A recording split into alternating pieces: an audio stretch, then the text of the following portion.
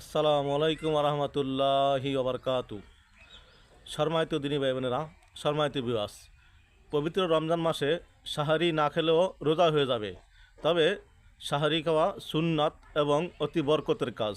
রসুল পাক সাল্লাল্লাহু আলাইহি সাল্লাম বলেছেন, তোমরা সাহারি খাও, এতে অনেক বরকত রয়েছে। এই হাদিসটি বিভিন্ন হাদিসে আসছে, বুখারী শরীফ, মুসলিম শরীফ এবং ইবনে মাজাহ শরীফে আসছে। তাই আসুন আমরা বরকতের নিয়তে অন্তত কিছু হলো সাহারি খেয়ে রোজা রাখি এবং নিয়ত করি মহান আল্লাহ তাআলা যেন আমাদেরকে রোজার উসিলায় মাফ করে দেন। রমজানের প্রথম 10 দিন হচ্ছে রহমতের। মহান আল্লাহ তাআলা যেন এই প্রথম 10 দিনের উসিলায় সকল মুসলমানকে রহমত দ্বারা ভরপুর করে দেন এবং সকলের গুনাহ মাফ করে দেন এবং সকল মুসলমানকে ঋণ মুক্ত করে দেন। সম্মানিত দিনী ভাই বোনেরা, আমার জন্য দোয়া করবেন, আল্লাহ তাআলা যেন আমাকে ঋণ মুক্ত অবস্থায় ঈমানের সাথে মৃত্যু দান করে। সকলের কাছে দোয়া চাই, মহান আল্লাহ তাআলা যেন আমাকে পবিত্র রমজানের সবগুলো রোজা রাখার তৌফিক দেন, আমিন। সাহরি খাওয়া